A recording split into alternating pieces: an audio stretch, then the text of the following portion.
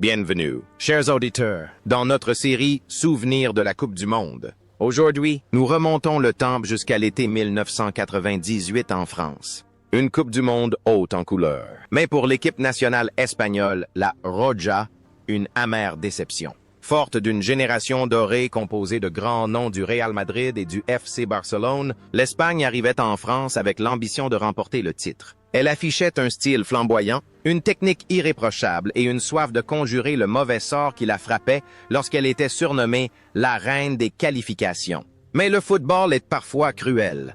Une défaite amère face au Nigeria et un match nul contre le Paraguay ont rendu vaine leur victoire éclatante contre la Bulgarie. L'Espagne a été éliminée dès la phase de groupe, laissant derrière elle des larmes et des regrets profonds. Plus de 20 ans ont passé. Que sont devenus ces jeunes hommes? Tournons les pages du parcours des 12 joueurs les plus emblématiques de l'équipe d'Espagne de 1998.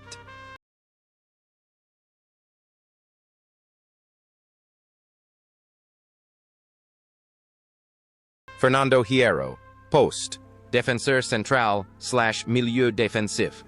Pour commencer ce récit, impossible de ne pas évoquer le géant Fernando Hierro lors de la Coupe du Monde.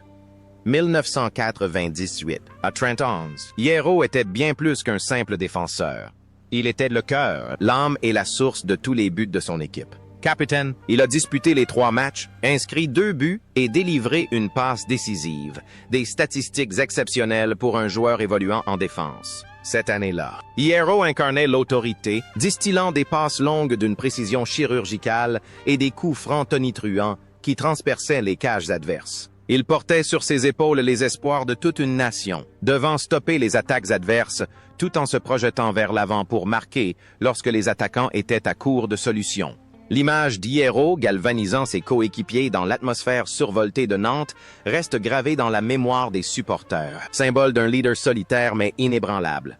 Après son échec en France, la carrière d'Hierro a connu un brillant avenir sous le maillot blanc du Real Madrid. Il fut un élément irremplaçable de la première génération des Galactiques, contribuant aux 2 victoires du club madrilène en Ligue des Champions en 2000 et 2002. Après son départ de Madrid, il a vécu des années de retraite intéressantes au Qatar et notamment à Bolton Wanderers en Premier League, où il était toujours respecté pour son immense talent malgré un déclin physique. Depuis qu'il a raccroché ses crampons, Hierro a occupé de nombreux postes à responsabilité au sein du management. Il a notamment été directeur sportif de la Fédération royale espagnole de football, participant activement à la période faste de la Roja entre 2008 et 2012. L'autorité de son ancien capitaine a peut-être influencé sa vie, faisant de lui un manager puissant et déterminé. Il apparaît rarement dans la presse à scandale, cultivant l'image d'un père de famille exemplaire, professionnel jusqu'à l'austérité. Aujourd'hui, à la cinquantaine, Fernando Hierro œuvre toujours avec passion dans le monde du football. Après avoir relevé des défis sur le banc du Real Oviedo et même assuré l'intérim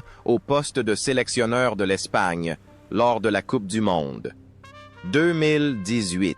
Il occupait actuellement le poste de directeur sportif du club Al Nasser en Arabie Saoudite, où il a retrouvé son protégé, Cristiano Ronaldo. Quel que soit son poste, Hierro conserve le calme et la sérénité d'un leader d'antan, continuant de mettre sa vision stratégique au service du roi du sport.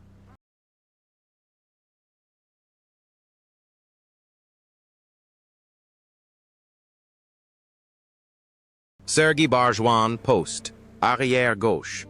En 1998, Sergi Barjuan occupait le poste de latéral gauche en équipe d'Espagne. À 26 ans, le défenseur du FC Barcelone était réputé pour sa vitesse fulgurante et son infatigable capacité à se projeter vers l'avant comme vers l'arrière. Titulaire lors des 3 matchs, il était omniprésent sur le terrain. Sergi incarnait le latéral moderne, maîtrisant aussi bien la défense que la création d'occasions, contribuant à l'amplitude du jeu. Son assiduité et son professionnalisme étaient un atout précieux pour ses coéquipiers.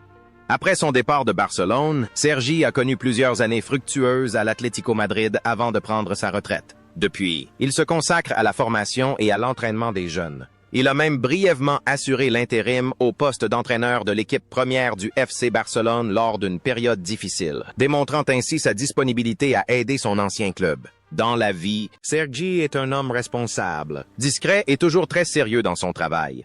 Sergi Barjouan travaille toujours au sein du centre de formation et des équipes de jeunes du FC Barcelone. Il y joue le rôle d'un mentor discret, formant les jeunes talents et leur transmettant l'expérience et la philosophie de jeu offensive qu'il a cultivée tout au long de sa carrière. Julen Guerrero, poste, milieu offensif. Julen Guerrero, le prince du Pays Basque, arriva à la Coupe du Monde, 1998, à seulement 24 ans, mais était déjà un symbole de l'Athletic Bilbao. Avec ses cheveux blonds romantiques, son visage de star de cinéma et sa fidélité sans faille, Guerrero était l'idole de toutes les Espagnols de l'époque. Bien qu'il n'ait disputé qu'un seul match en tant que remplaçant en France, sa présence dans l'équipe témoigna d'un talent exceptionnel. Il possédait une excellente vision tactique et une grande capacité à marquer depuis la deuxième ligne. Guerrero incarnait le romantisme et la fidélité qui s'estompaient peu à peu dans le football moderne. La carrière de Guerrero fut ensuite marquée par une loyauté tragique. Il refusa toutes les propositions du Real Madrid, du FC Barcelone et des grands clubs européens pour rester à Bilbao à vie. Mais lors des dernières années de sa carrière, il fut relégué sur le banc, oublié jusque dans son propre club. Pourtant, jamais il ne critiqua ouvertement le club. Guerrero accepta de sacrifier sa gloire personnelle pour rester fidèle à son serment envers les couleurs de son maillot. Sa vie privée est très discrète. Il se consacra à ses études et obtint un diplôme de journalisme, préparant ainsi son avenir.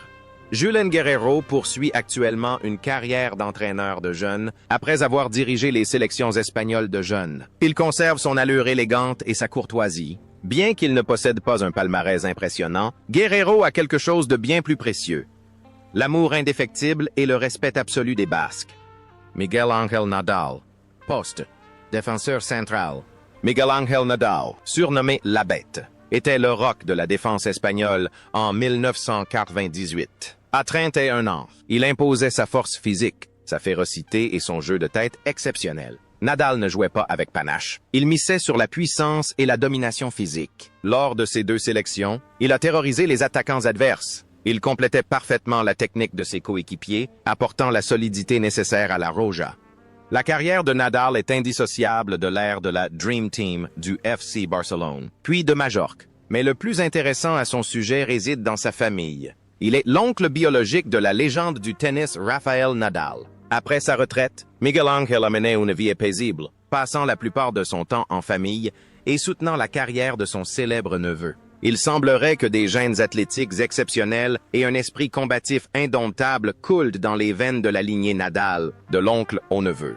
Il a brièvement fait partie du staff technique de Majorque, sans toutefois s'engager pleinement dans le coaching professionnel. Aujourd'hui, Miguel Ángel Nadal coule des jours paisibles dans sa ville natale de Majorque. Il assiste régulièrement aux grands tournois pour encourager son neveu Rafael Nadal. Le bête d'antan est désormais un homme d'âge mûr serein, fier de l'immense héritage sportif de sa famille. Ivan Campo, poste, défenseur central / milieu de terrain. Ivan Campo a fait son entrée à la Coupe du Monde. 1998 à seulement 24 ans, reconnaissable à sa coupe afro. Il n'a disputé qu'un seul match, mais sa carrière suivante fut riche en rebondissements. Joueur polyvalent, capable d'évoluer en défense centrale ou au milieu défensif, Campo jouait avec engagement et enthousiasme. Après son départ du Real Madrid, Campo a rejoint l'Angleterre et est devenu une légende des Bolton Wanderers. Dans ce pays brumeux, il était adulé pour son jeu intrépide et ses cheveux flottant au vent.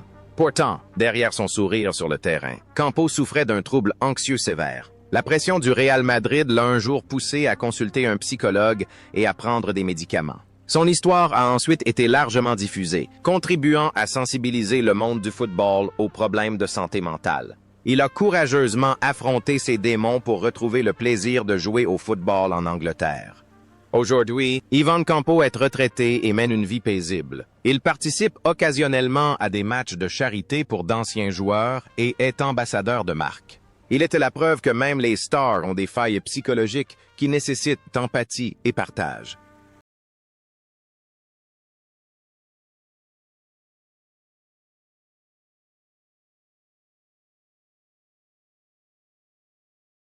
Joseba Etxeberria, poste, ailier.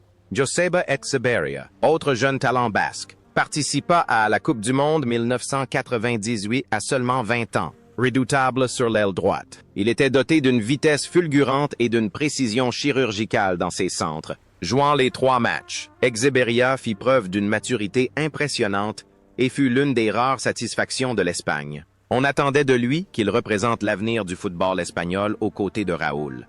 Toute la carrière d'Echeverría fut ensuite consacrée à l'Athletic Bilbao après son transfert de la Real Sociedad dans sa jeunesse. Il devint une légende au stade San Mamés avec plus de 500 matchs.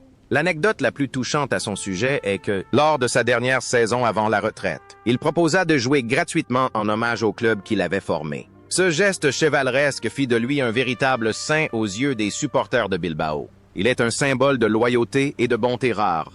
Joseba Echeverría est actuellement un entraîneur prometteur à la tête du club d'Eibar. Il apporte à son travail d'entraîneur l'enthousiasme et le dévouement du passé, bâtissant des équipes avec un style de jeu à la fois engagé et discipliné.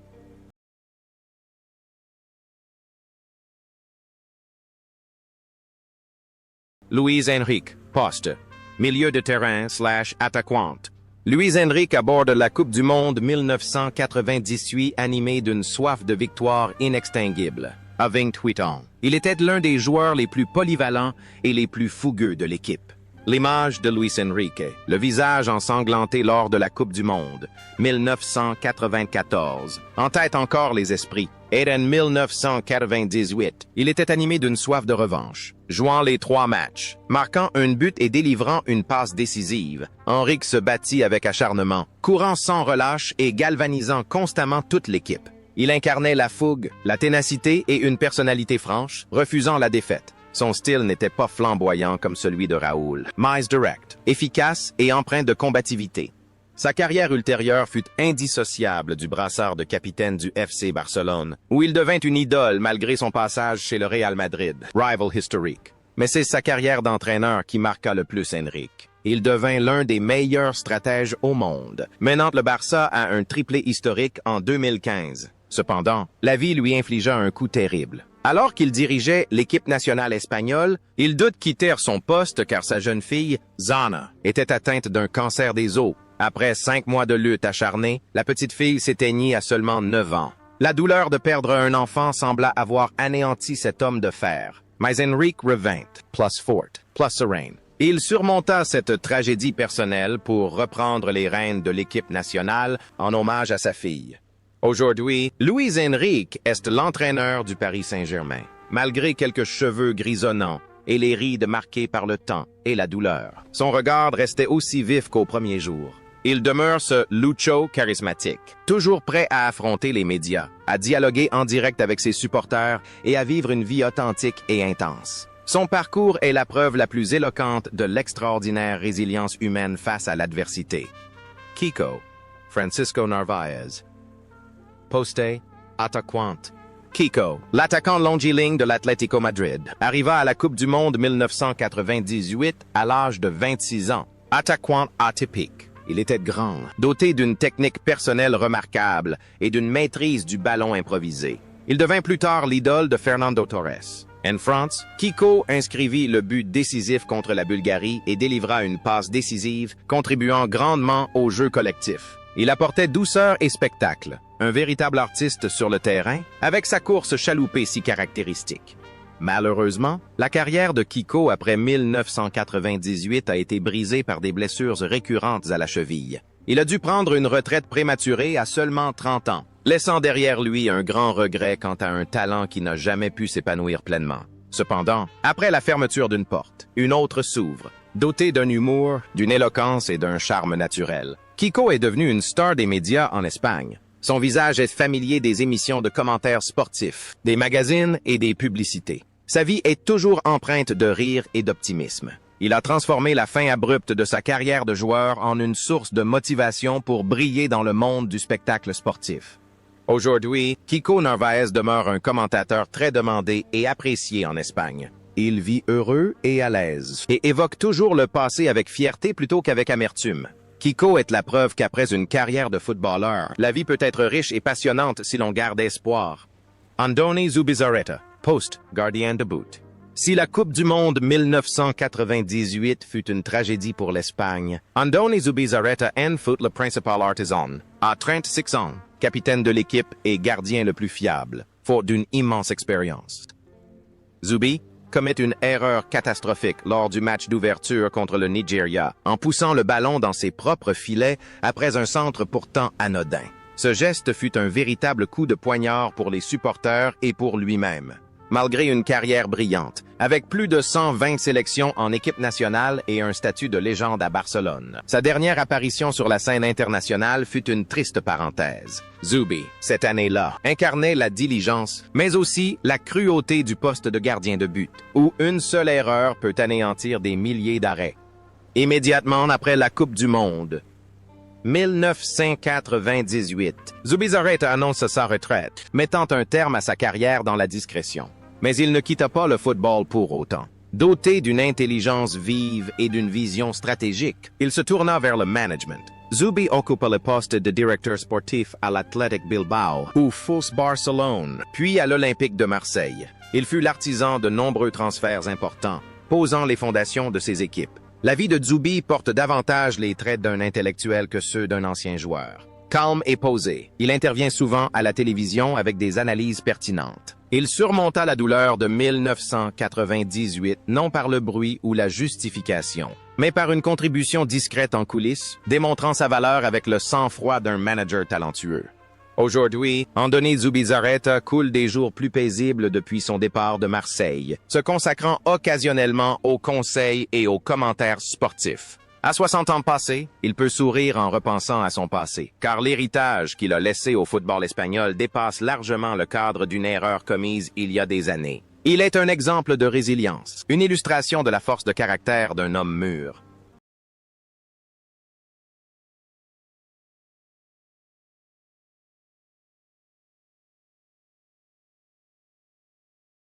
Raúl González, poste attaquant. En 1998, le jeune Raúl González, âgé de seulement 20 ans, foulait les pelouses du plus grand stade de la planète, arborant déjà le surnom de Seigneur des Anneaux. Malgré son jeune âge, Raúl s'imposa comme titulaire lors de 2 matchs, inscrivant notamment un superbe but d'une volée magistrale contre le Nigeria. Cette année-là, Raúl possédait l'allure d'un prince, avec ses cheveux longs et soyeux et son regard étincelant de désir. Ses mouvements étaient intelligents, son toucher de balle délicat et son instinct de buteur inné. Malgré la défaite de l'Espagne, la performance de Raúl annonçait la naissance d'une légende, celui qui allait porter les assauts du pays des toreros pendant une décennie. Après la Coupe du Monde, 1998, la carrière de Raúl fut une épopée magnifique, intimement liée au maillot blanc du Real Madrid. Il devint une icône vivante, battant tous les records de buts, remportant 3 Ligues des champions et d'innombrables titres de champion d'Espagne. Pourtant, son parcours en équipe nationale fut étrangement moins glorieux en termes de titres majeurs, un paradoxe poignant pour un talent aussi exceptionnel. Lorsqu'il fut brutalement écarté du Real Madrid, Raúl ne s'effondra pas. Il partit en Allemagne pour porter le maillot de Schalke 4 et devint immédiatement un héros, menant l'équipe en demi-finales de la Ligue des champions, prouvant ainsi que le talent est éternel.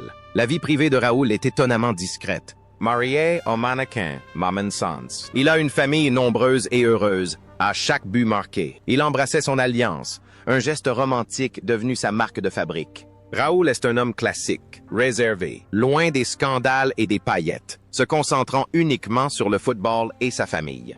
Aujourd'hui, Raúl González est de retour à la Maison-Blanche et entraîne le Real Madrid Castilla, l'équipe réserve. Il transmet sa passion et son expérience acquise au prix de nombreux sacrifices à la jeune génération, préparant ainsi son avenir pour prendre un jour les rênes de l'équipe première. L'image d'un Raúl serein sur le banc de touche fait encore vibrer le cœur de millions de supporters madrilènes, leur rappelant une jeunesse brillante.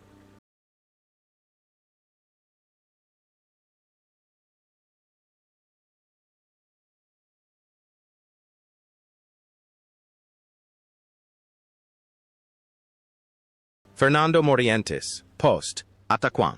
Dans la constellation des étoiles de 1998, Fernando Morientes était un tueur au visage d'étudiant. À 22 ans, il fut titularisé une fois et entra en jeu une autre fois, mais parvint à inscrire 2 buts, une efficacité respectable pour un jeune attaquant. Morientes possédait un excellent jeu de tête, un placement intelligent et une finition glaciale. Il formait avec Raúl le duo parfait, le fameux Moro-Raúl. Malgré l'élimination précoce de l'Espagne, Morientes laissa sa marque, celle d'un numéro 9 classique et talentueux, et laissa présager un avenir brillant.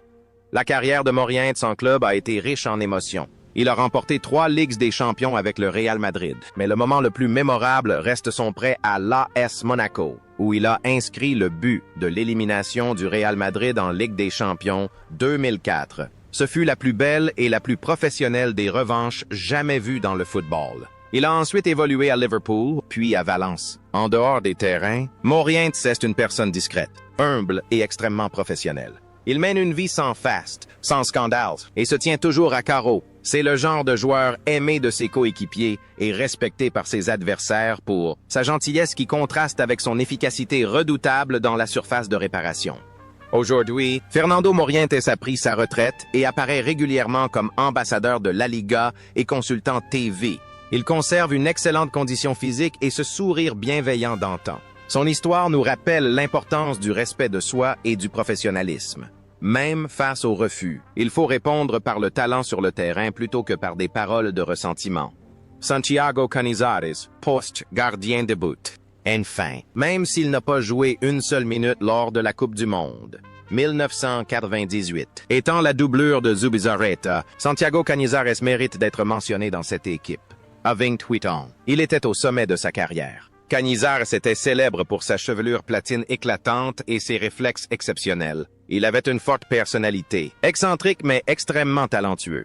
La carrière de Canizares à Valence est ensuite devenue légendaire. Il a mené l'équipe en finale de la Ligue des champions à 2 reprises, mais s'est incliné en larmes à chaque fois.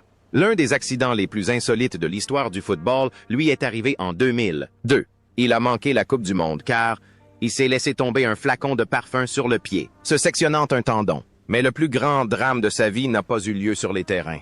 En 2018, son fils Santi, âgé de 5 ans, est décédé des suites d'une grave maladie. Accablé par la douleur de cette perte, Canizares s'est effondré. Mais il a choisi de se relever, de continuer à vivre et de chérir chaque instant passé avec ses proches.